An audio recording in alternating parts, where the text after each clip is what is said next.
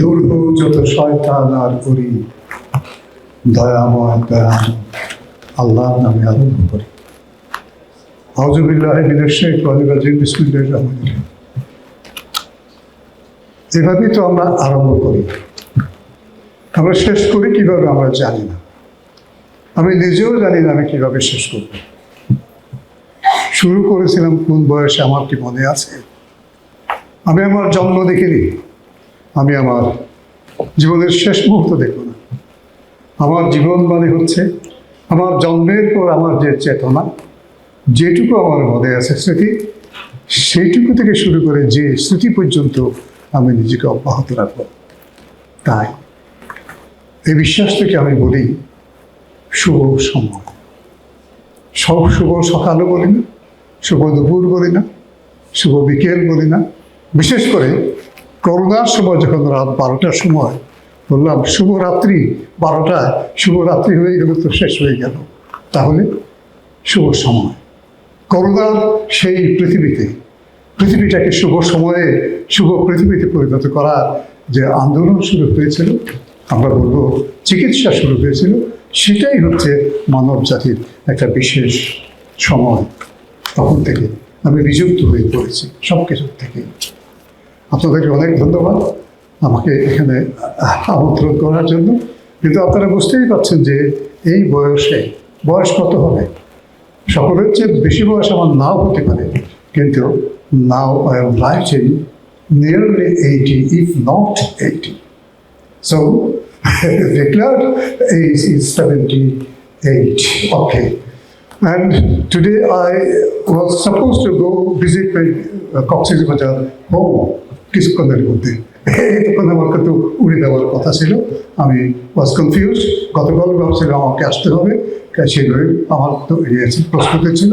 কিন্তু আজকে আসার পর আমি একটু পিছিয়ে দিয়েছি, 7টার সময় আমাকে চলে যেতেই হবে।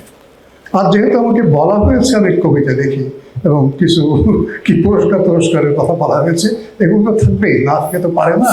তো বাংলা একাডেমিতে আমি চাকরি করেছি জীবনের শুরু থেকে। ঢাকা বিশ্ববিদ্যালয় থেকে বাংলা একাডেমিতে চলে গেছি। আর তারপর থেকে বাংলা একাডেমিতে প্রায় 60 বছর তো হয় না, 40-45 বছর চাকরি করেছি। করার পর আবার কোনো বিশ্ববিদ্যালয়ে চলে গেছি, যেমন ইউরোপিয়ান ইউনিভার্সিটি অফ বাংলাদেশ। এই বিশ্ববিদ্যালয়ে বহুবার বলছি, এই জন্য 5 থেকে 6 বার কমপক্ষে আমি এসেছি বিশেষ অকেশনে কথা বলার জন্য। প্রথম যদ্দূর মনে পড়ে 1999 সাল বা 2000 সালে আমি প্রথম দিকে এসেছিলাম, যখন নজরুল জন্ম শতবর্ষ দিয়ে সারা বাংলাদেশে আমরা একটা বিশেষ ধরনের আলোড়ন তুলেছিলাম। এই কারণে যে বাংলাদেশ নামক যে রাষ্ট্রটা এখন আমরা পেয়েছি, যেখানে আমরা বসবাস করছি এবং এখনো টিকে আছে, সেই বাংলাদেশটাকে প্রথম যিনি ধারণ করেছিলেন বলেছিলেন, নম নম নম বাংলাদেশ মম জননী জন্মভূমি, তার নাম কাজী নজরুল ইসলাম। এবং তিনি সেই সময়ে কান্ডারি হুঁশিয়ার করে একটা কবিতা লিখেছিলেন। আজকে 26 তারিখে 100 বছর হয়ে গেল সেই কান্ডারি হুঁশিয়ার। সেই কবিতাতেও তিনি এই বাঙালির যে ভবিষ্যৎ, বাঙালির যে কি বলবো বিপদ, এই সবগুলো স্বাধীনতা সবগুলোর কথা বলেছিলেন। আপনারা যারা পাঠ করেছেন পত্রিকা, তারা জানেন এই কান্ডারি হুঁশিয়ার আবার একটা নতুন কবিতা হিসেবে, নতুন বক্তব্য হিসেবে আমাদের এই সমাজে এসেছে। কারণ যে কারণে এই ঘটনাটি ঘটেছিল সেটা হচ্ছে আমাদের যে জনগণ, সেই জনগণের ভিতরে বিভেদ তৈরি হয়েছিল।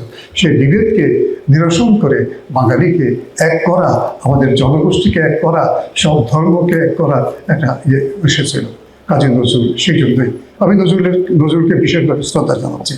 আমি আজকে কৃতজ্ঞতা জানাচ্ছি মাননীয় উপাচার্য মহোদয়কে, মাননীয় ভাইস চ্যান্সেলর মহোদয়কে, মাননীয় রেজিস্ট্রার মহোদয়কে, যিনি অসম্ভব কিছু কথা বলেছেন। এবং সবচেয়ে বেশি কৃতজ্ঞতা যার প্রতি জ্ঞাপন করবো আমার বন্ধু প্রফেসর শামসুল, যিনি শুরুতেই অসম্ভব ভালো কিছু দিক নির্দেশনা দিয়েছেন এবং তিনি কথা বলেছেন। আপনারা সবাই কথা বলেছেন এবং যারা এখানে আমার পরবর্তী যারা কথা বলেছেন, তাদের ভিতরে যারা ইয়াঙ্গার নিউ কামার্স যারা আছে, তারা যে কথাগুলো বলেছেন তাতে করে অনেক খুব ইন্সপায়ার্ড হয়েছে।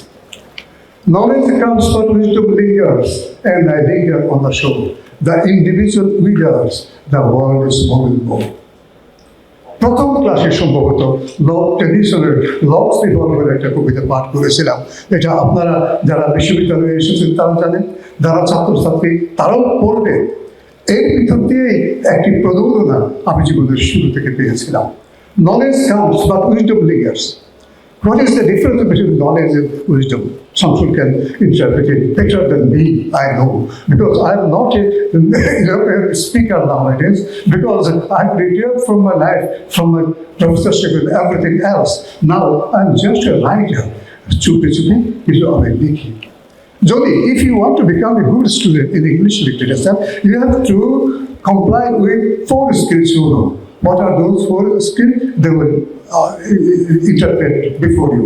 But as a writer of poetry, I want to interpret it Bangla in poetic manner. আজকে সকালে আপনাদের জন্য বসে আমি একটা কবিতা গেছি, সেই কবিতাতে আপনাদেরকে প্রথমে পড়ে শোনাতে চাই। জ্ঞান কি? একটা হলো প্রায়র আর্ট অর্থাৎ পূর্বজ্ঞান, তারপরে সেলফ নলেজ ইনটিউশন যা আমার মনের ভিতর আছে, এবং আরেকটা হচ্ছে the knowledge that will come next, say AI, artificial intelligence. I'm not afraid of AI. AI will never be able to surpass human beings because it is the creation that I am originally doing within me. AI is always led by human beings. যে সীমাবদ্ধতারা computer আছে, computer is পরিচালিত হয় মানুষের দ্বারা, AI পরিচালিত হয়, এআইকে তৈরি করা হয় মানুষ। যে মুহূর্তে মানব জাতির একজনও পৃথিবীতে থাকবে না, এর পক্ষে কোনো কিছু করা সম্ভব হবে বলে আমার নিজের কাছে মনে হয় না। স্কিলের ভিতরে আপনারা জানেন, আমি একটু দিয়ে একটু কথা বলতে চাই, বিকজ ইট ইজ এ ম্যানোফেশন ফর ওরিয়েন্টেশন। নতুন ছেলেমেয়েরা এসছে, বাংলায় এসেছে, তারা বাংলা যারা তারা একটু হাত তুলতো, কয়েকজন আসো তোমরা। আমি বাংলা একাডেমির মহাপরিচালক ছিলাম, বাংলা একাডেমির আমি পরিচালক ছিলাম বলা যেতে পারে, বাংলাদেশের আছে। তোমাদের সবচেয়ে বড় দায়িত্ব হচ্ছে বাংলা ভাষাটাকে ভালো করে শেখা। বাংলা একাডেমি মানে একাডেমি কিন্তু বাংলা না, কিন্তু আমরা একটা কাজ করেছি, আমরা ভাষা সম্প্রদায়িতা করিনি। একাডেমি যে ভাষার শব্দ হবে হোক, একাডেমি বললে যা বোঝা যায়, আকাডেমি বলে তা বোঝা যায় না, অন্য একটা সংস্থা বলে তা বোঝা যায় না। পৃথিবীর যে কোনো শব্দ আমরা বাংলা ভাষাকে গ্রহণ করতে পারি। আমি আল্লাহ বলি না, আল্লাহকে তো বলা যায় ক্রিয়েটর বলা যায়, আল্লাহকে বলা যায় স্রষ্টা বলা যায়, কিন্তু যদি বলে আল্লাহ, আল্লাহ রব্বুল আলামিন, তাহলে ওই এক আল্লাহর ভিতর 99টি নাম আছে, আপনারা জানেন। এই 99টি নাম যদি একসঙ্গে আবার ঢুকিয়ে দেয়, সবটা ঢুকালে যা হয় তার নাম হচ্ছে আল্লাহ। আমরা তাকে গ্রহণ করেছি, এটা এইভাবে আমরা দিচ্ছি। একটা উত্তর আমি দিচ্ছি, একাডেমি কেন আমরা রাখলাম, কেন আকাদেমি রাখিনি? আকাদেমি কি একাডেমি? আকাদেমি তো একাডেমির থেকে বাইরে। কাজে যদি রাখতেই হয়, যে শব্দটি প্রথম উচ্চারিত হয়েছিল সেই শব্দকে গ্রহণ করতে হবে, এবং সেই একাডেমিটি একজন বলবেন আর একজন শুনবেন, শোনার পর এক ধরনের ইয়ে হবে, ইন্টারাকশন শুরু হবে। সক্রেটিসের সঙ্গে ইন্টারাকশন শুরু হবে, তার যে প্লেটোর সঙ্গে ইন্টারাকশন শুরু হবে। আমরা যদি একাডেমি করতে চাই, তেমন একটা কাজ করতে হবে। অ্যান্ড দেন ইউনিভার্সিটি যেখানে শিক্ষাকে তৈরি করা হয়। এটা মধ্যযুগে এসে রেনেসাঁর সময় ইউনিভার্সিটি আইডিয়াটা পৃথিবীতে এসছে। এর আগে কিন্তু ইউনিভার্সিটি ছিল না। আমার দেশে ছিল গুরুগৃহ, আমার দেশে ছিল মক্তব, তাই না? এইখান থেকে শুরু হয়েছে। তারপর এখন ইউনিভার্সিটি, পদ্ধতিগতভাবে ইউনিভার্সিটিতে আমরা এসেছি। যখন রেনেসাঁর পরে মানুষের ভিতর যখন রেনেসাঁ তৈরি করতে হবে, একজন ব্যক্তির মনে যখন রেনেসাঁ তৈরি করতে হবে, তাকে কী কী শেখাতে হবে সেটা, এবং সেই জিনিসটা আমরা অন্তত ইংরেজি সাহিত্যে এসে পেয়েছি। 4-5-4টা স্কিল আছে, আপনারা এটা খুব ভালো করে জানেন। প্রথম স্কিল কি? যে কোনো একটা বলতে পারি আমরা 4টা, আমরা কি জানি এটা? যারা ইংলিশ ডিপার্টমেন্ট আছে আমরা তো জানি এটা, তাই না? আমাদের স্পিকিং, আমাদের এই যে কথা বলছি, এটা বলতে হবে। তারপর লিসেনিং, আপনাকে শুনতে হবে। তারপর রিডিং, পড়তে হবে। তারপর রাইটিং। দেখেন, আমি যে কথা বলতে পারি, এইটা থেকে রাইটিং পর্যন্ত যে একটা দূরত্ব আছে, এই দূরত্বটা যদি আমি পার করতে না পারি, আমি লেখাপড়া করতে পারবো না। ক্লাসে তোমরা যারা একটু এখানে যারা আমরা বসে আছি, তারা যদি আজকে আমরা যা বলছি, আমি যা বলছি, তুমি যা বলছো, সেটা কিন্তু হজম করতে না পারি, ধরতে না পারি, শুনতে না, লিসেনিং করতে না পারি, লিসেনিং করার পর এটাকে যদি আমি তারপর আমি প্রডিউস করতে না পারি, কীভাবে? আবার বলে প্রডিউস করতে হবে অথবা লিখে প্রডিউস করতে হবে। কাজে এই চারটা স্কিলের ভিতর আমার একটা সমন্বয় করা দরকার। কি করতে হবে? কবিতায় শুনুন, যেহেতু কবি বলা হয়েছে, আমি অন্য কিছু নই, কবিতায় শুনুন। এটার নাম হলো জ্ঞান উপাখ্যান, অর্থাৎ জ্ঞানের কথা। ধ্যান থেকে জ্ঞান আর জ্ঞান থেকে ধ্যান। ধ্যান যদি আপনি করেন তাহলে জ্ঞান পাবেন। আমার কথা নয় এটা, হযরত মুহাম্মদ মুস্তাফা সাল্লাল্লাহু আলাইহি ওয়াসাল্লামের জীবনের সাক্ষ্য। আপনি নিজের মনের যে গুহা, একটা গুহা, আপনি ডুবে যান, আপনি দেখতে পারেন জ্ঞান। তিনি অক্ষর জানতেন না। জিবরাইল আলাইহিস সালাম তাকে যখন এসে বলল যে পড়ো, ইকরা কথা বলা হয়েছে আগে, হ্যাঁ আমি তো পড়তে জানি না। জিবরাইল আলাইহিস সালাম তখন তাকে আলিঙ্গন করলেন, অর্থাৎ তাকে অমনিপোটেন্সের যে স্পর্শ সেটা দিলেন। হ্যাঁ, তিনি আপনার মধ্যে পড়তে পারি। অর্থাৎ মিলন, মনের সঙ্গে মনের মিলন যদি হয়, জ্ঞানের সঙ্গে জ্ঞানের মিলন যদি হয়, তাহলে নতুন জ্ঞান তৈরি হয়। নিউ নলেজ আমরা যেটা বলি সেটা প্রায়র আর্ট, ইনটিউশন এবং তারপর হচ্ছে নিউ নলেজ, এটা তৈরি হয়, এইভাবেই আসে। তো এটা একটা উপাখ্যান। আমি যদি ধ্যান করি, আমি যদি পড়তে চাই, একটা কবিতা পড়ার পর আমি যদি বলি যে এই কবিতাটা আমি বুঝতে চাই, আমাকে নিজের মতো করে ধ্যান করতে হবে। তারপর জ্ঞানে জ্ঞানে অভিজ্ঞান, মনু উপাখ্যান। মনু মানে মানুষ, মনু মানে একজন প্রথম মানুষের নাম মনু। এটা আদম হতে পারত, আমি মনু বললাম। মনু বললাম এই কারণে আমার একে এলাকা একজন মানুষের নাম আমি বললাম। তাহলে এই ধ্যানের পরে জ্ঞানটাই হচ্ছে মানুষের উপাখ্যান, মানুষের গল্প, মানুষের ইতিহাস। আমাদের যে মানবিক ইতিহাস, সেই ইতিহাসটাই ইতিহাস। যে বিমানবিক যে ইতিহাস, সেই ইতিহাসটাকে আমরা গ্রহণ করতে চাই না। আর আমি প্রথম ধ্বনিটা কোত্থেকে শিখেছি আপনারা কি জানেন? আমার যারা কি বলবো নাতি নাতনির মতো যারা আছে তারা কিন্তু তোমরা জানো প্রথম শব্দটা কার কাছ থেকে শুনেছে? জননী প্রথম ধ্বনি স্বরের প্রস্ব, এভাবেই মনে মনে কথা পরস্য। জন্ম নেওয়ার পর একটা বাচ্চা কেঁদে উঠল, ওয়া। মা তার বুকে হাত দিয়ে বললেন, না না না, কাঁদে না। ওই না না আর ওয়া মিলে গেছে মা। পৃথিবীর প্রথম ধ্বনি মা। পৃথিবীর যে কোনো ভাষায় প্রথম ধ্বনি ওয়া। কাজে সে ওয়া বিকশিত হতে হতে ওয়া থেকে না, ওয়া থেকে হ্যাঁ, প্রায় একই ধরনের শব্দ সারা পৃথিবীতে এই ওয়া ধ্বনি প্রথম শব্দ। এবং এখান থেকে পৃথিবীর প্রথম মানুষের ভিতর এই যে ওয়া ধ্বনি উচ্চারিত হয়েছিল, না ধ্বনি উচ্চারিত হয়েছিল, হা ধ্বনি উচ্চারিত হয়েছিল, সেই শব্দগুলোই সারা পৃথিবীর বিভিন্ন ভাষায় তার বিভক্ত হয়ে গেছে। কেননা মানুষ সে বিভক্ত হয়ে গেছে, যেখানে প্রথম এসেছিল সেখান থেকে সারা পৃথিবীতে ছড়িয়ে পড়েছে। তারপর আমাকে শুনতে হবে, শুনে শুনে লিসনিং, শুনে শুনে আমার যে পংক্তি সেটা হচ্ছে শুনে শুনে শেখা আর গুনে গুনে জানা। গুনে গুনে মানে লিখে লিখে, গেতে গেতে আমি জানবো। আমি যে এই মুহূর্তে কথা বলছি, আমি যেসব আমি চিন্তা করছি না, আমি একটা শব্দ উচ্চারণ করছি, পরের শব্দটা এসে যাচ্ছে। যারা ইংলিশে বেশি স্কিলফুল, দেখেন equally do the same thing. This is that skill, সেই বুনন করা। আমি যদি কথার সঙ্গে কথা বুনন না করি, মনের সঙ্গে মনের বুনন না করি, ধ্যানের সঙ্গে ধ্যান যদি বুনন না করি, তাহলে আমার শব্দটি হবে না। আচ্ছা, মন তখন ডানা মেলে উঠে, মন আমার বোধ তখন ডানা মেলে উঠে, এবং বোধ থেকে আমার সৃষ্টি হয় অন্য বিষয়গুলো। এইভাবে আমাদের এই যে চারটি জ্ঞানটা আমাদেরকে কী করে, আমাদেরকে ভাষা শেখায়। আমাদেরকে ভাষা মানে কি? ভাষা হচ্ছে সেই জিনিস যা জ্ঞানকে আহরণ করা, ধারণ করা এবং সংরক্ষণ করা একমাত্র উপায়। Knowledge comes but wisdom lingers, and I linger on the shore.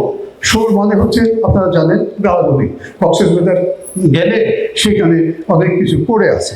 আমাদের জ্ঞান এইভাবে সারা পৃথিবীতে পড়ে আছে, যে কোনো জায়গায়। আমরা খনিজ পদার্থ যেমন আহরণ করি, আমরা জ্ঞানকেও তেমনি আহরণ করতে থাকি। এবং আহরণ করে এই বিশ্ববিদ্যালয়ের জায়গায় এসে, বিশ্ববিদ্যালয়ের এইখানেই সবচেয়ে বড় কাজ, সারা পৃথিবী জুড়ে গবেষণাগার, বিশেষ করে বিশ্ববিদ্যালয়ে এই কাজটি হচ্ছে। এই বিশ্ববিদ্যালয়ে আমাদের দেখতে পাচ্ছি আজকে যে বাংলা তারপর ইকোনমিক্স এবং ইংরেজি, এই তিন বিভাগে ছাত্ররা এসেছে এবং সবচেয়ে বেশি হচ্ছে কোথায়, ইংরেজিতে। আমার মনে হয় এটাই তো হবে।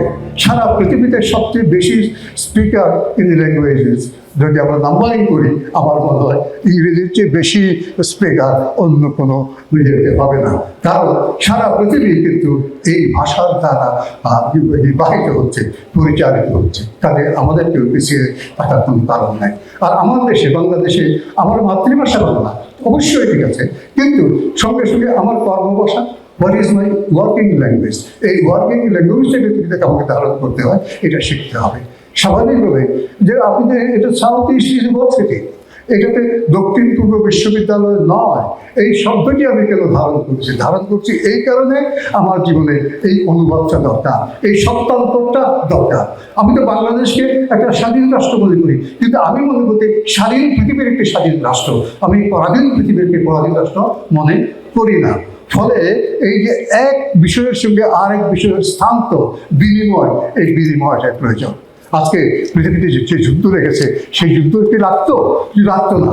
যদি সত্যিকার যারা যুদ্ধ করছেন শুধু একটা ছোট্ট বনভূজ প্রদানে তাদেরকে বিভক্ত করে রেখেছে, এটাই কি সত্য? যে না, তাদের ভিতর অনেক দূরত্বের অনেকগুলো কারণ আছে। সেই দূরত্বের কোনো কারণ থাকতো না যদি আমরা মনে করতাম যে আমরা ভাষিকভাবে, আত্মিকভাবে, স্বাস্থ্যের দিক থেকে, সব কিছুর দিকে আমরা এক। কেন আমরা বিশ্ব জাতি রাষ্ট্র চাইতে পারি না কেন? যাদের যদি সারা পৃথিবীতে একটা বিশ্ব জাতি রাষ্ট্র হয়, সব যে রাষ্ট্রগুলো আছে সবগুলোই এই রাষ্ট্র হিসেবে থাকবে, এবং উপরে জাতিসংঘের বাইরে গিয়ে আমরা একটা বিশ্ব জাতি রাষ্ট্র তৈরি করি, তাহলে one world, one nation, one state হবে। যদি তাই হয় তাহলে তো ইংরেজি, ফরাসি, উর্দু, আরবি, চীনা, এই বিশেষ বড় বড় যে ভাষাগুলো আছে সেই ভাষাগুলো বিশেষভাবে বিকশিত হবে এবং আমাদের জানতে হবে। এখনও কিন্তু আমাদের জানতে হচ্ছে। আমরা ইংরেজি তো একেবারে এখানে বসেই শিখছি, আরবি শিখছি, চীনা শিখছি, পৃথিবীর সব বড় ভাষাগুলো শিখছি, কারণ এগুলো কিন্তু পৃথিবীর বর্তমানে ওয়ার্কিং ল্যাঙ্গুয়েজ। একই সঙ্গে আমি বলবো এগুলো তাদের ভাষা, রুমির ভাষা, শেক্সপিয়ারের ভাষা, অবশ্যই টলস্টয়ের ভাষা আমাকে জানতেই হবে, লুসোর ভাষা আমাকে জানতে হবে। আমি যেটা বলতে চাই, ইউনিভার্সিটি মানে বিশ্বের বিদ্যালয়, বাংলাদেশে অবস্থিত একটা বিশ্বের বিদ্যালয়। এটা সাউথ ইস্ট, দক্ষিণ পূর্বে এই বিশ্ববিদ্যালয়টি অবস্থিত, কিন্তু সারা পৃথিবীকে আমরা এক জায়গায় নিয়ে এসেছি আমাদের জ্ঞানের মাধ্যমে। এটা শেষ পর্যন্ত আমি বলবো যে শুরুতেই হচ্ছিল, গুরুগৃহ ছিল, এখন আমাদের একটা চূড়ান্ত পর্বের বিশ্ববিদ্যালয়, একটা গুরুগৃহ। আপনারা সবাই এখানে গুরু হিসেবে বসে আছেন, আর যারা এখানে এসেছে তারা শুরু করবে, তারাও একদিন গুরু হয়ে উঠবে। এই যে রূপান্তর, এই কনভার্সন, এটাই হচ্ছে একটা বিশ্ববিদ্যালয়ের বড় অবদান। আপনারা সবাই ভালো থাকবেন। আমার মতো একজন গণ্য ব্যক্তিকে আপনারা যে আহ্বান করেছেন তার জন্য আমি আপনাদের কাছে কৃতজ্ঞ। তো এই বিষয়টি আমি আপনাদের কথা জ্ঞাপন করে আমার বক্তব্য এখানে শেষ করছি। ধন্যবাদ।